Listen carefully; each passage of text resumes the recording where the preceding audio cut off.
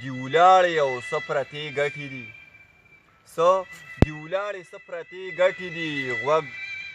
زړه سترګې نه لري شنې ګټې دي. غټو ګټانو تاسو ټینګ پسه یئ، غټو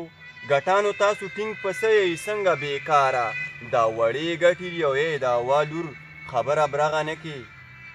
د هوا لور خبره برغه نه کې، دا دم زیې دی او درې ګټې دي.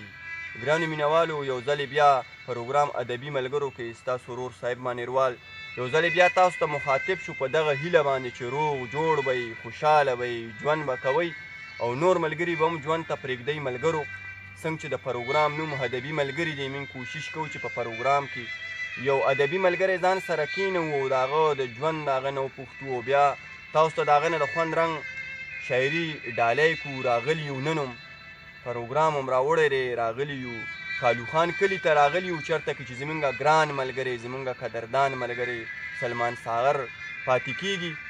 هغه خواته ورځو نیغ په نیغه باندې یو څو تپوسونه ترېنه کوو او بیا به ترېنه شعرونه ډالۍ کوو. سلمانه پروګرام کې درته په خیرالي وایو. ډېره مننه د ټول نه مخکې، خو ستاسو ډېر زیات مشکور ممنون یم چې تاسو په دومره لنډ تنګ وخت کې چې چاته ټایم هم نه میلاویږي، په دغه ټایم کې تاسو موږ دپاره وخت روباسو او دلته راغلی، موږ له هم ډېر قدر راکړو، موږ له ډېر عزت راکړو. د الله نه له ډېر ښکلی ژوند غواړم او د الله نه له نور هم توان غواړم چې تاسو له نور هم الله توان درکړي چې دکه ورکو شاعرانو پسې وګرځېږئ او د هغې نه د خوند رنګ شاعري راټوله کړئ او مینوال سره شریک کړئ. ډېره مننه، ډېره زیاته مننه سلمان. دا ستاسو حق دی په موږ باندې، په دې ټولو پښتنو باندې تاسو هم پاڼه جوړه کړې ده، ملګري به ترېنه خبر وي، تاسو به ویني. خو مونږ چې دلته راتلو نو تاسو خواته راغلي یو یا شکبارشتي خواته راغلي یو. سلمانه دا راته ووایه کالو خان کې ټولنه شته ستاسو؟ جی زموږ کلي کې شاعران ډېر دي، خو شاعران چې دي هغې روزي نه، په دې وجه باندې ټولنه نه جوړېږي.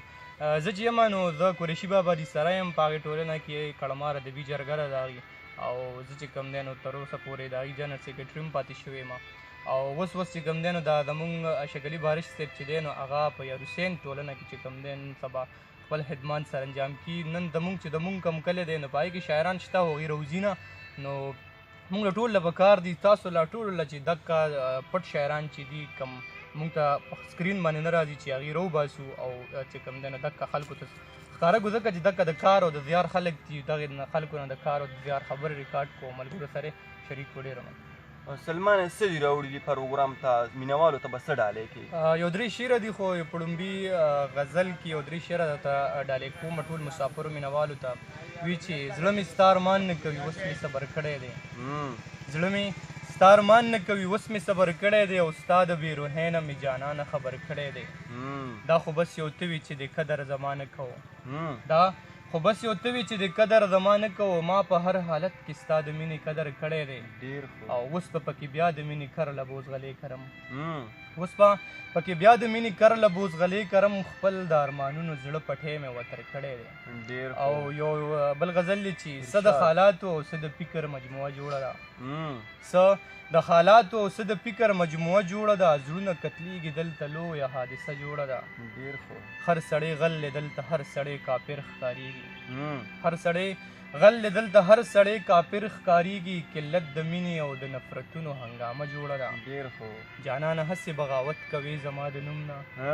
جانانه هسې بغاوت کوې زما د نوم نه، ستا په لاسونو هر څنګ زما نامه جوړه ده. یا خو یوسف په شیربانو باندې مین ورختیا، یا خو یوسف په شیربانو باندې مین ورختیا، یا د شاعر د خولې پرزې غوندې کیسه جوړه ده. څنګه چې سلمان د زړه په سر ولګېدلې دلته، څنګه چې سلمان د زړه په سر ولګېدلې دلته، داسې عرضې کې د مینو تماشه جوړه ده. یو غزل درته بل شریکومه، وي چې دغه د زړونو د اظهار خبره نه ده سیبه، دغه د زړونو د اظهار خبره نه ده سیبه، او ژوند د بېوسو د انکار خبره نه ده سیبه. د کلي خانه زمونږ کور کې مجبورۍ ډېرې دي، د کلي خانه زمونږ کور کې مجبورۍ ډېرې دي، د کار عادت یو مونږ د کار خبره نه ده سیبه، او درته بزلا او جګر تش کمه راځه چې ورشو، درته به زړه او ځیګر تش کمه راځه چې ورشو لویه کیسه ده دا د لار خبره نه ده صیبه ډېر ښه ما ورته وی په تا مین یم نو یې هیڅ ونه وي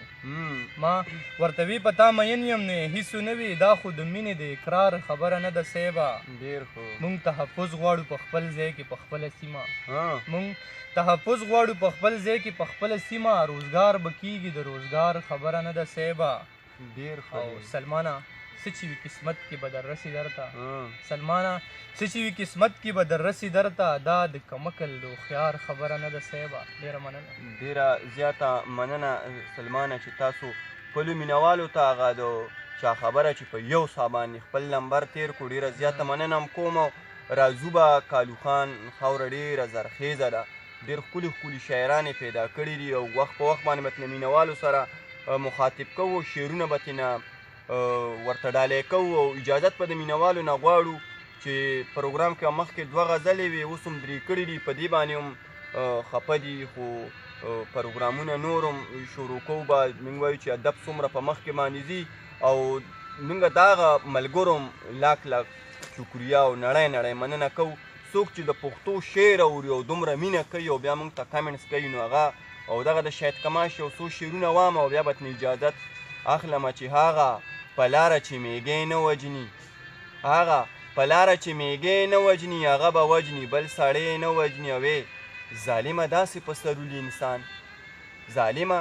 داسې په سرولي انسان ظالمه داسې خو څوک سپی نه وجني د چا د تورو سترګو توره بلا راشي زړه اوسي یو سړی نه وجني او ما مینه کړې ده د خپلو سره ما مینه کړې ده د خپلو سره ما به خپل وجني ما پردی نه وجني ملګرو که ساګانو بې وفایي ونه کړه او مرګي پرېښودېدو ډېر زر به وي چې په یو بل پروګرام کې به د یو بل ملګري سره بیا مخاطب کېږو تر هغه دمه پورې خپل کوربه صاحب مانیروال له ورکړي اجازت چېرته چې هم یی ښاد او آباد اوسئ د لوی الله په امان